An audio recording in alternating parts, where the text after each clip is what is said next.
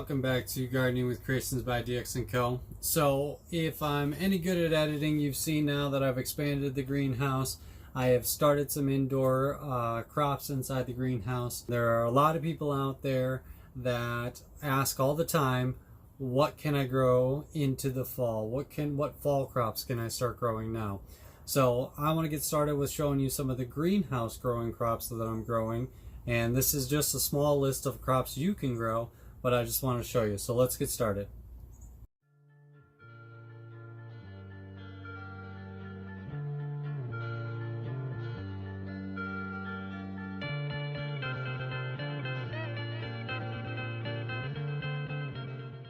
Alright y'all, so this is by no means a comprehensive list. Let me actually first show you what I have going on. I think you guys who have been following me for a little bit understand what I've got going on. So I've got an elevated raised bed. I'll put the link to the actual elevated raised bed build. Not this one in particular, but how to build one, and you can use that to build this. So I went a little shallower on this one. It is just a standard 5.5 inches. So it is not that deep as far as the overall soil level is concerned, but I only intended on growing herbs and greens in here. So that's what we're going to be talking about today. There will be another crop in here that's you're gonna question, and that's the first one here. So let me explain. So as you can see here, I've got them just kind of in nice, neat rows. Now that's for me. There is some mulch around it. That mulch was added after the fact. I wanted to sprout first and then get the mulch added to help retain moisture, because obviously a greenhouse gets very hot. This particular temperature reaches about 102 to 105. Right now we are at a nice calm 70 degrees though, so not bad at all for me to be out in the greenhouse recording this. It's later in the evening, but as you can see, this first row here is labeled as carrot, and you're like, hey Adam, you just said that's 5.5 inches. There is no way that that is deep enough for carrots. And you'd be right. This is not traditionally the right size bed that you would do for carrots, especially these carrots. They're long and skinny. They're the multicolor variety. But I'm not really growing these carrots for the actual carrots. I will harvest and eat those carrots, but that's not what I'm growing them for. I am growing these carrots for the carrot tops. Carrot tops are actually very healthy for you. We're actually growing them for our bearded dragon who loves to eat carrot tops. He needs a variety of diet in his staples. So this is mainly being grown for carrot tops, but we'll be able to harvest and eat the carrots as well. Cabbage. So cabbage is my next one. I gotta move my tag. I was mulching. So cabbage is my next one here, and you can see I've got some sprouts going on my cabbages. I did 3. I've got a blank spot because that's the only one that didn't come up yet. And then I've got this. So I'll end up, if nothing comes up over here, I'll thin one of these ones and move it over, or transplant it, and it should root and take. Notice that I'm keeping the mulch away from it until it forms a little bit better, and then I will mulch in underneath it a little bit more like this. And so that will allow us to keep this soil moist. So if you were in here earlier today, you would have known, like this in particular, this was completely dry. So this has already been watered in. The mulch has not been watered. It's from being outside and being wet. So I'll show you an example of that later. But so that's why it's important to kind of mulch this in for me, is to help retain moisture as the soil dries out. But even with it drying out and me watering it daily because it dries out, I still am able to grow these greens. So this here, arugula, another staple crop that you can grow in here. I love arugula for ourselves, for salads, for burgers, for anything really. You can cut and come again with arugula, meaning you can actually just cut that, and as long as you don't cut it too low, you can eat it and it'll grow back. So that's nice. We've got a lettuce blend here. Sorry, all of my tags are kind of in the wrong spot because I just mulched in between these rows. So you can see our lettuce, gourmet blend lettuce. It's like your purples and green mixed lettuce. That's coming in nicely as well. And then over here, I've got our butter crunch lettuce. So another type of lettuce that you can cut and come again. Very sweet, buttery lettuce. So that one's excellent. Another one you can grow. Dill. So I could have started this dill a lot earlier, but I restarted some new dill. I even transplanted this dill from volunteer seeds that were coming up in the old greenhouse. I transplanted these larger ones here, are actually transplants, but these other ones are new seeds sprouting. So as the cucumbers are coming in, and we'll be able to cut this dill and use it for a lot of things, and this will grow throughout the rest of the season into probably late October. All of this stuff will. I'm trying out some white bunching onions in here because they don't get that big. They're a small bulb, so they won't need a huge root area.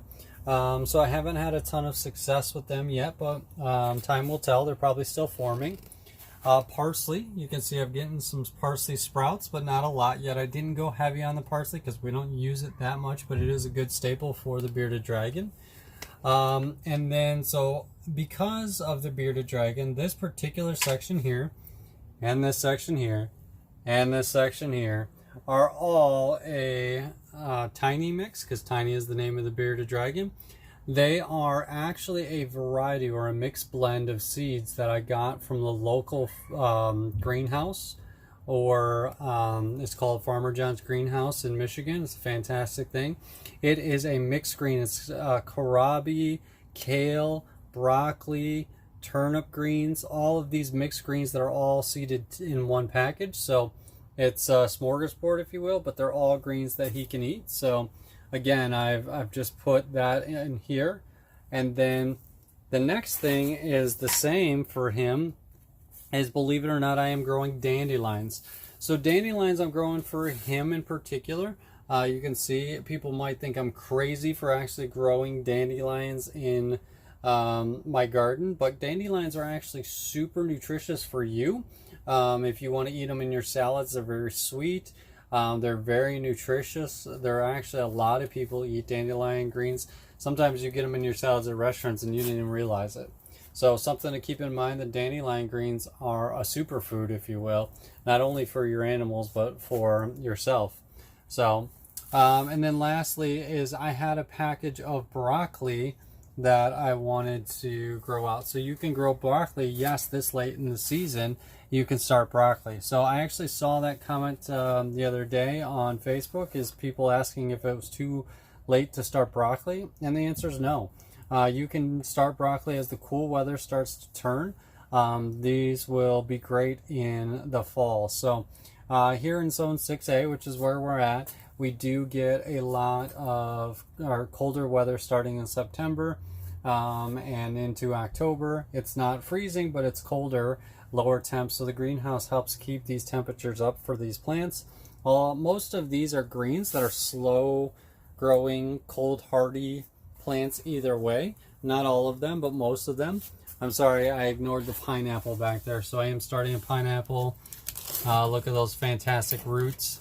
It's time to transplant it. I haven't had a chance yet. But anyways, back to the point. These are all greens. So why am I growing them in the heat of July? Because they most people are like, that's not a great idea. They'll bolt, especially in the heat in the greenhouse. That's true. They absolutely can bolt and grow fast. And that's actually why I'm growing them right now, is because I want them to grow fast, especially our cut and come again vegetables, right? And our greens for the bearded dragon. I really want these to grow fast. So then lastly, I have got some sweet basil. For those across the pond who love to call it basil. Basil for you guys in the States, but basil is just what I've adopted to calling it, and if you're not calling it basil yet, you should.